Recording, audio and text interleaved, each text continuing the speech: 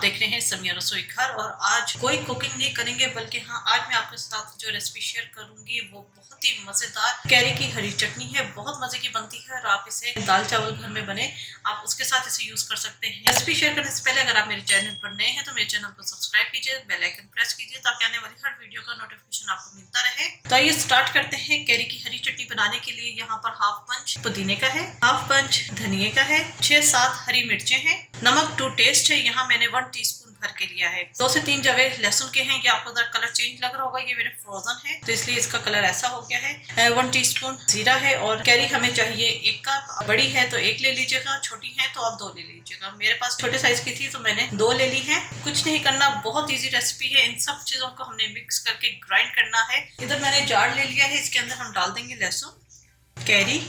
क्योंकि ये जार छोटा है तो मैं 2 दफा इसे पीसूंगी।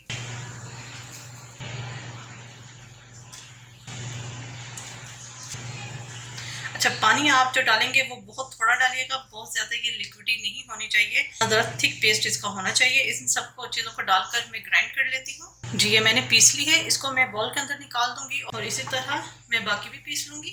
जी बेहतरीन सी कैरी की हरी चटनी हमारी तैयार हो चुकी है। जरूर ट्राई कीजिएगा, बहुत ही जबरदस्त ये रेसिपी बनती है। इस चीज का आपने ध्यान रखना है कि जो आप कैरियां लें वो जरा खट्टी लें। मीठी कैरी से इसका टेस्ट अच्छा नहीं आएगा। मेरे पास 4-5 थी जिसमें से 2 मीठी निकल आई और खट्टे निकल आए, तो उनमें से 2 मैंने यूज कर ली थी। चैनल समिया रसोई घर को जरूर सब्सक्राइब कीजिएगा। अपनी दुआ में मुझे याद रखिएगा।